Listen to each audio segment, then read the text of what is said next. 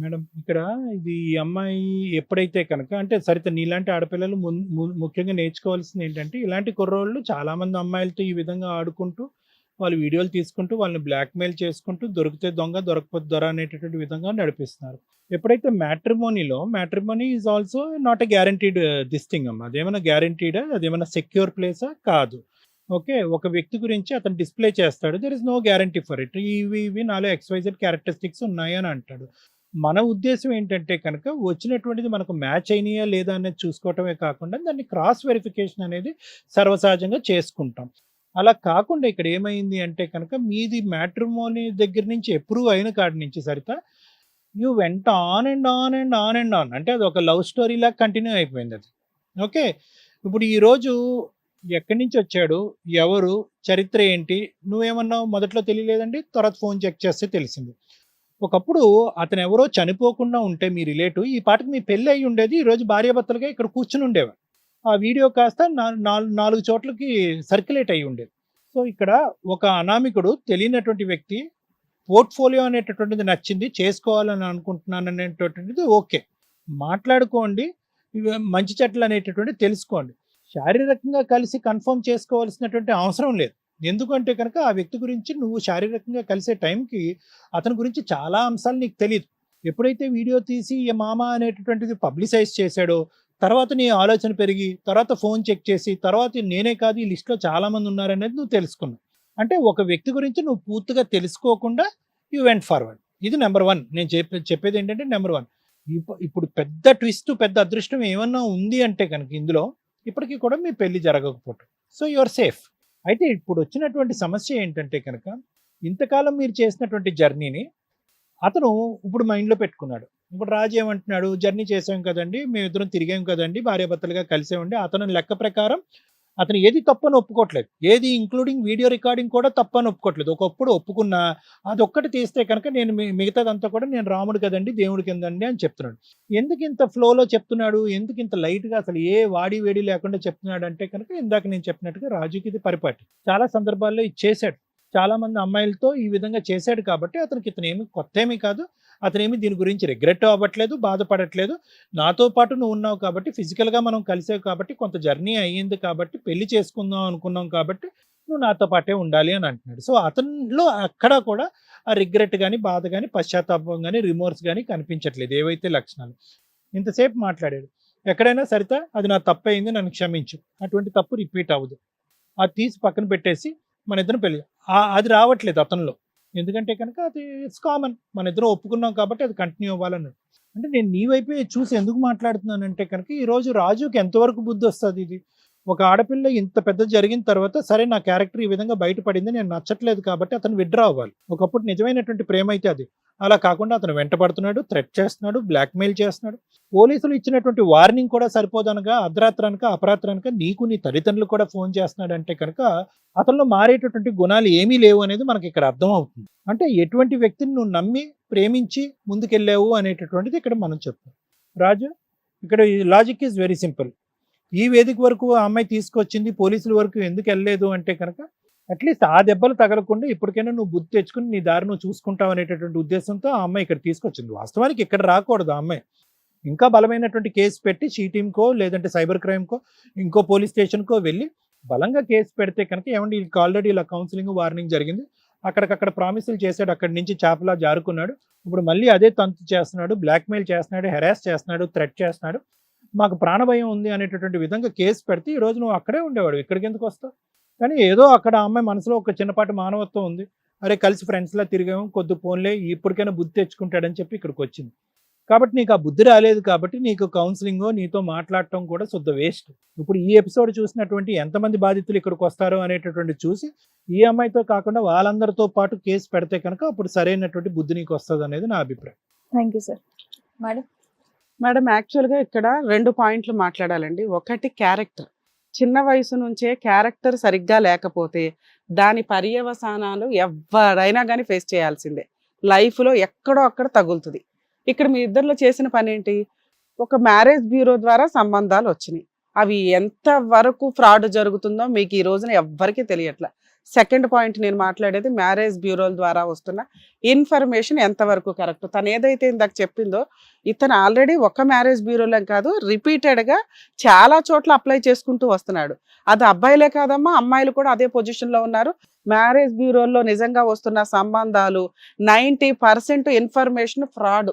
దయచేసి వాటి గురించి కాస్త ఆలోచించండి వ్యూయర్స్. ఎవరైనా చుట్టాల ద్వారా ఒకవేళ ఆ సంబంధం వచ్చినా కానీ కాస్త గ్యాప్ ఇచ్చి ఎంక్వైరీ చేసుకోండి ఆ బ్యాక్గ్రౌండ్ ఏంటి అని. ఏమి ఎంక్వైరీ చేసుకోకుండా అదేదో టక్కమని ఒక రోజులో 2 రోజుల్లో పెళ్ళిళ్ళు అన్ని రెడీగా దొరుకుతున్నాయి కదా అని పెళ్ళిళ్ళు చేసి తిప్పి కొడితే 2-3 monthsలో కోర్టుల చుట్టూ తిరగాల్సిన పరిస్థితి.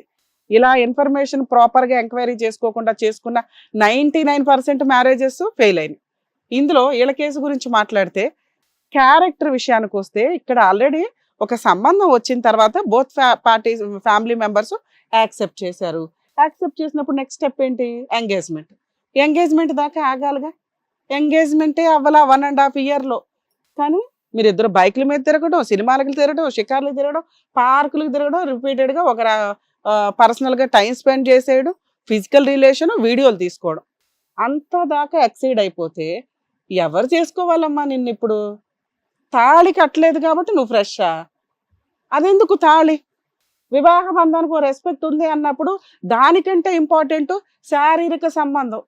ఎవరైతే పార్ట్నర్ని పెళ్లి చేసుకుంటారో ఆ పార్ట్నర్ దగ్గరికి జాగ్రత్తగా ఫ్రెష్గా వెళ్ళాల్సిన బాధ్యత అందరికీ ఉంటుంది.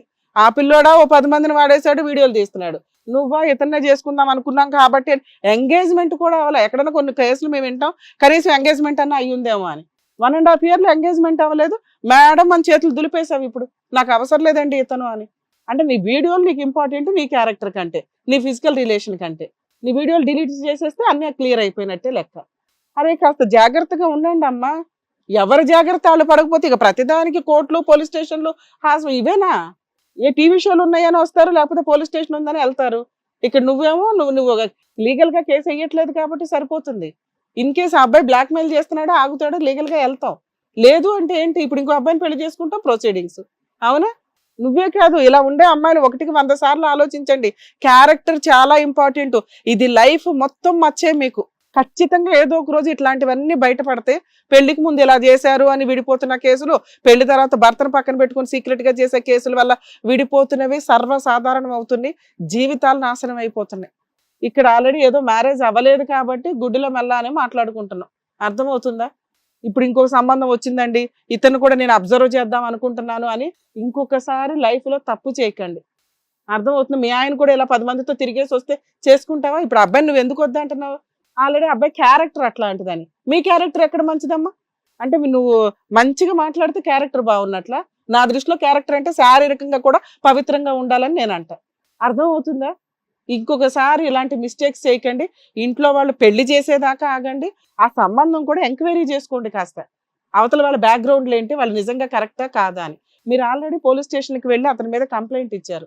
మా పర్సనల్ రిక్వెస్ట్ అమ్మా, ఇక్కడ మేము వాళ్ళ ఎంత అంటే మీరు ఇక్కడికి ఎందుకు వచ్చారు అంటే, మేము పోలీస్ స్టేషన్కి వెళ్తే అంత ప్రపోజల్స్లో మాకేం జరగట్లేదండి, లీగల్గా మీరు ఏమైనా వెనకాల ఉంటే మాకు కొంచెం స్ట్రాంగ్ అవుతుందని మీరు ఇందా నుంచి అడుగుతున్నారు. అది మేము చేయాల్సిన 100% సపోర్టు చేస్తాం. కానీ మీరు మాకు మాట ఇవ్వాల్సింది ఇంకొకసారి, అది ఆఫ్టర్ మ్యారేజ్ కానీ బిఫోర్ మ్యారేజ్ కానీ క్యారెక్టర్ని పణంగా పెట్టను అని. ఒక్క 10 minutes 15 minutes మీ ఫిజికల్ నీడ్స్ కోసం జీవితం అంతా ఒక మచ్చ వేసుకోకండి. మాకు తెలియపోవచ్చు మీరు ఎవరు ఏంటి అని, మీ మనస్సాక్షికి అయితే మీరు తెలుసు కదా. అర్థమవుతుందా? సో లీగల్ ప్రొసీడింగ్స్లో అతన్ని ఏం చేయాలో ఇప్పుడు చెప్తాను వినండి. బాబు మీ విషయానికి వస్తే ఆల్రెడీ ఎంతమందితో తిరుగుతావయ్యా? ఎంతమందికి ఓపుకున్నంతకాలం లైన్ వేస్తానే ఉంటావా? ఎన్ని మ్యారేజ్ బ్యూరోల్లో పెట్టారు మీరు ఇప్పటిదాకా? అరే ఈ అమ్మాయి నాకు వద్దు అంటుంది కాబట్టి నువ్వు బతికిపోతున్నావు. ఒక్క అమ్మాయి కనుక ఈ ఇన్సిడెంట్ ఆ అమ్మాయి లీగల్ గా తీసుకుంటే జైలుకి వెళ్ళి ముందు బెయిల్ ప్రొసీడింగ్సే 90 days పడుతుంది తెలుసా? లక్షలతో వ్యవహారం ఇదంతా. జీవితం అంతా ఇంకా కోర్టుల చుట్టూ తిరగడానికి సరిపోద్ది. అది చాలా స్ట్రాంగ్ కేసు. నీ అదృష్టం ఎక్కడో బాగుంటే అమ్మాయి నాకు వద్దు అంటుంది. ఆ మిగతా లిస్ట్ తీయమంటావా? మేము ఇంకా నీ ఫోన్లు కానీ ఆవిడ ఫోన్లు కానీ ఎంక్వైరీ చేయలే. ఏమో మేము వార్నింగ్ ఇస్తే ఆగుతావేమో అన్న ఒక్క ఫైనల్ స్టేజ్ లోనే మేము ఇక్కడ మాట్లాడుతున్నాం. అర్థమవుతుందా మీకు? అర్థమవుతుంది. నువ్వు అర్ధరాత్రులు ఫోన్ చేస్తావా? అంతా ఒళ్ళు కొవ్వెక్కున్నావా? లేదు, మాట్లాడదామని. ఏం మాట్లాడతావు? మేమేం చెప్తున్నాం ఇందా నుంచి? పేరెంట్స్ ద్వారా రావాలి. మాట్లాడేయాలంటే మీ పేరెంట్స్ చెప్పండి. ఇంట్లోకి వెళ్ళి అమ్మ నేను ఇట్లా అమ్మాయిని వాడేశాను, వీడియో తీశాను, ఇప్పుడేమో అమ్మాయి నాకు నచ్చింది, నువ్వెంత రియల్ లవర్ లా మాట్లాడుతున్నావంటే, ఒకసారి శారీరకంగా కలిసాం కదండి, అందుకే నాకు ఆ అమ్మాయి అంటే ఇష్టం. ఆ అమ్మాయి అంటే ఇష్టమా, అమ్మాయి అలవాటు అయిపోయిందా? అమ్మాయి అంటే ఇష్టము. దాన్ని ఇష్టం అనరమ్మా, వ్యామోహం అంటారు, కసి అంటారు. ఆ అమ్మాయి వదిలేస్తాను అంటే నువ్వు భరించలేకపోతున్నావు. అర్థమవుతుందా మీకు? ఆ అమ్మాయి కనుక ఇప్పుడు నువ్వు ఈ స్టేజ్ మీద మాకు లెటర్ రాసి ఇంకొకసారి వాళ్ళ అమ్మాయికి కానీ వాళ్ళ పేరెంట్స్కి కానీ ఎటువంటిగా నేను ఫోనులు చేసి బెదిరించాను అని రాసిస్తేనే మేము ఇక్కడ నుంచి నిన్ను పంపిస్తాం.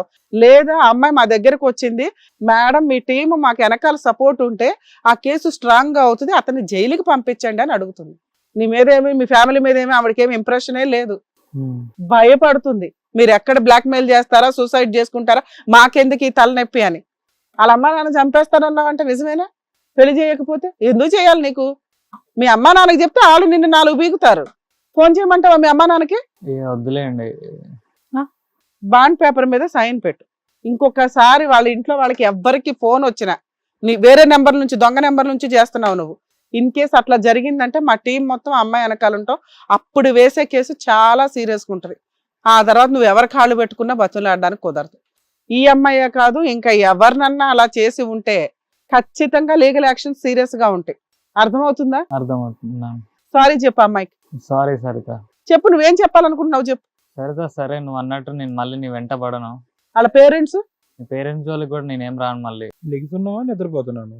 సరిత నేను నిజం చెప్తున్నా, నేను మళ్ళీ నీ జోలికి ఏం రాను. ఈ రోజు నుంచి నీ బ్రెయిన్ లో నుంచి, నీ ఫోనుల్లో నుంచి ఆ అమ్మాయిని డిలీట్ చేయాలి, గుర్తు పెట్టుకోండి. సరే మ్యామ్. మీ పేరెంట్స్ కూడా వాళ్ళ పేరెంట్స్ సారీ చెప్పు. మీ పేరెంట్స్ కూడా సారీ సరిత. ఏమ్మా ఇవాళ ఒక్కరోజు చూద్దాం, ఒక 1 వీక్ టైం ఇవ్వు. 1 వీక్ లో మీకు ఏ నెంబర్ నుంచి కాల్ వచ్చినా మాకు ఫోన్ చేయండి. చాలా సీరియస్ గా తీసుకుందాం ఈ కేసుని. అర్థమవుతుందా? సరే నువ్వు బయలుదేరమ్మా. నువ్వు కాకపోతే ఇంకోరన్నట్టు వెళ్ళిపోయాడు. ప్రవర్తన అయితే అలాగే ఉంది. ఏమ్మా నువ్వు ఇక్కడ ఏ సొల్యూషన్ కోసం అయితే వచ్చావో డాక్టర్ గారు మేడం గారు కూడా చెప్పారు కదా, ఓకేనా? ఇంకొకసారి ఫోన్ కాల్ వచ్చినా ఏది వచ్చినా సరే ఇక్కడ మాకు ఒకసారి కాల్ చేయి, ఏం చేయాలని చెప్పేస్తారు. జాగ్రత్త. Thank you sir. Thank you madam. మరో కథతో మళ్ళీ కలుద్దాం. ఈ కార్యక్రమాన్ని ఇంతగా అభిమానిస్తున్న ప్రతి ఒక్కరికి కూడా శిరస్సు ఉంచి నమస్కరిస్తున్నాము. ఈ సందర్భంగా మీ అందరితో నేను ఒక విషయాన్ని పంచుకోవాలి అనుకుంటున్నాను. మేము చేసేటటువంటి ఇది కథ కాదు జీవితం కార్యక్రమం ద్వారా ఎంతో మందికి ప్రత్యక్షంగాను పరోక్షంగాను సహాయం అందుతుందని భావిస్తున్నాం. ఎక్కడో ఉండి ఇక్కడికి రాలేని ఎంతో మందికి అడ్వకేట్ రమ్య మేడం గారు, సైకియాట్రిస్ట్ డాక్టర్ కళ్యాణ్ చక్రవర్తి గారు ఇచ్చేటటువంటి సూచనల ద్వారా వాళ్ళ జీవితాల్లో ఎలాంటి మార్పులు తెచ్చుకుంటే ఆనందంగా ఉంటారో అలాంటి మార్పులు తెచ్చుకుంటున్నారు. మా ఆశయం ఒకటే, అందరూ బాగుండాలి, అందులో మేము ఉండాలి.